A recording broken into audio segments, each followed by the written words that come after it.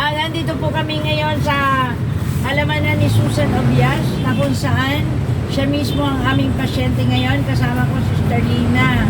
Inin-PG namin, dinalaw namin. Kasi siya po ay 7 months na hospital dahil sa sugat sa paa, dahil siya ay diabetes, no? May diabetes. Diabetic patient po siya. So ngayon lang kami nakadalaw. Ngayon, sabi ni Sister Cory, siya daw ay 15 days na hindi makapupo. Kaya ngayon, narito kami para siya ay bigyan ng salita ng Diyos at therapy para guminhawa. So ngayon, siya po ang magsasabi o kausapin natin si Sister Susan. O sige, pangalan? Si Sister Susan.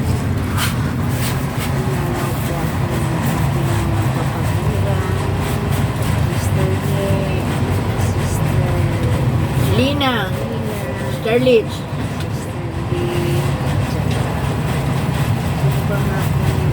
si El Shaddai. Sa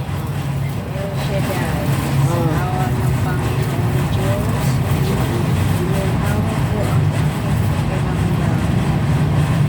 Kanina, anong naramdaman? Wala po. Hindi, kanina yung liyan, ano ang pakiramdam? Matigas-tigas po siya. Ilang days na po kayo hindi nakakapupo? 15 days. So ngayon nung na-therapy na may suka, ano nangyari? Ang sarap po ng kanya. Ang sarap ng pakiramdam. Oh, i-ready na at sa Sunday pupunta sa bahay, no?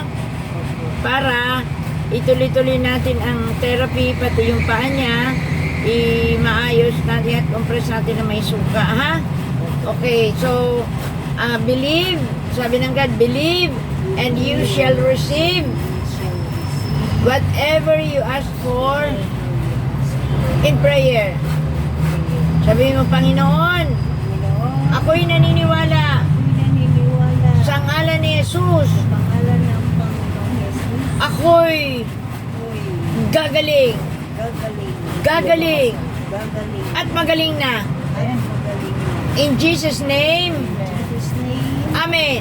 Amen. O, tayo mananalangin, Sister Lina. Makasang boses na. Pangalan naman na anak, Preso Santo. Amen. O dakilang Diyos, pagpanang Ama, yung sunod kami nagpupuri at nagpapasalamat o Diyos sa ikadakilaan.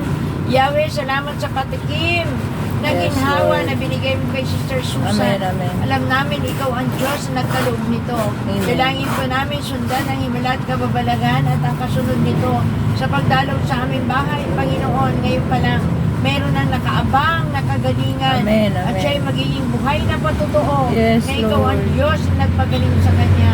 Dalangin po Lord. namin simula ngayon, balutin siya ng banal na dugo ni Jesus, simalawag ang talampakan upang huwag na makita ng kaaway at Amen. manatili ang kaligtasan. Shield mo ng blood of Jesus ang tahanan na ito Yes, upang Lord. ang kaluwalhatian mo siyang maranasan sa lugar na ito. Amen. Ganon din ang kanyang mga kasamahan. Bigyan mo ng extraordinary pasensya, Yes, pagkalinga, Lord. pag-ibig, para Panginoon ibigay kay Sister Susan. Yahweh, salamat po. Binabalik din namin sa iyo ang papurit parangal pagkat alam namin, ginhawa at magaling na Sister Susan at makakapupo na siya. In Jesus' name, Amen. Amen. Palakpakan! Hi guys, thank you. God bless us all. Don't forget to like, share, and subscribe. And watch the videos, no? God bless us all.